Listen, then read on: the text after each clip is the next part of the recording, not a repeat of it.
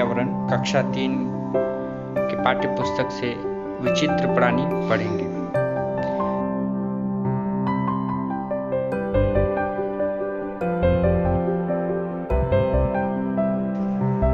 इस चित्र को देखिए। इस चित्र में कुछ जानवरों को दिखाया गया है, जिसमें कुछ जंगली जानवर है। आप लोग इन प्राणियों को जानते हैं? क्या ऐसे प्राणी का आप लोगों ने कभी देखा है? इन प्राणियों को आप लोगों ने कहाँ देखा है, कब देखा है? इन प्राणियों के नाम बताएं, ठीक है?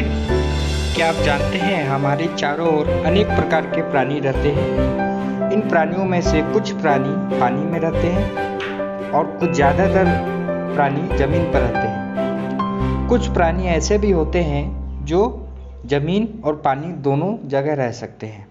क्या आप ऐसे प्राणी को जानते हैं जो जमीन और पानी दोनों जगह रह सकते हैं? मछली पानी में रहती है। क्या आप जानते हैं कि इनका शरीर पानी में रहने के लिए उपयोगी होती है? इनके शरीर के दोनों ओर सुफने होते हैं और पिछले भाग में पूंछ भी होती है, जिनकी सहायता से मछली पानी में तैर सकती है, ठीक है? उसी प्रकार मेढक जमीन पे भी रहते हैं और पानी में भी रह सकते हैं। मतलब मेढक दोनों जगह रह सकते हैं, जमीन पर भी और पानी में भी। ऐसा क्यों? क्योंकि मेढक के पैरों की उंगलियां मिली हुई होती है, जिसके कारण ये आसानी से पानी में तैर सकती है और साथ ही जमीन पर भी रह सकते हैं। तो ऐसे प्राणी जो जमीन पर भी रहते हैं और पानी में भी रहते हैं, उन्हें उभयचर प्राणी कहते हैं। मतलब ऐसे प्राणी जो जमीन पर भी रह सकते हैं और पानी में भी रह सकते हैं, उन्हें हम उभयचर प्राणी कहते हैं। तो मेढक इसका एक उदाहरण है। मेढक उभयचर प्राणी है, ठीक है? आप लोग नदी या तालाब में रहने वाले अन्य प्राणियों के नाम मुझे लिखकर दिखाएंगे, ठीक है? मतलब ऐसे प्राणी जो नदी में भी रहते हैं, तालाब में रहते हैं, उनके और नाम लिखकर मुझे दिखाएंगे, ठीक है? क्या आप जानते हैं कुछ प्राणी सिर्फ जमीन पर ही रह सकते हैं? क्या आप उनके नाम बता सकते हैं?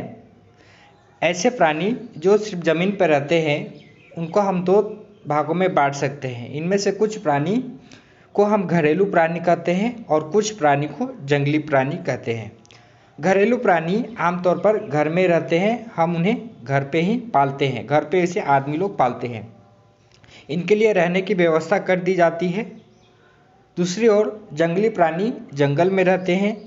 ये अपना भोजन खुद शिकार कर कर खाते हैं और अपना निवास स्थान भी खुद बना लेते हैं। समझ में आया?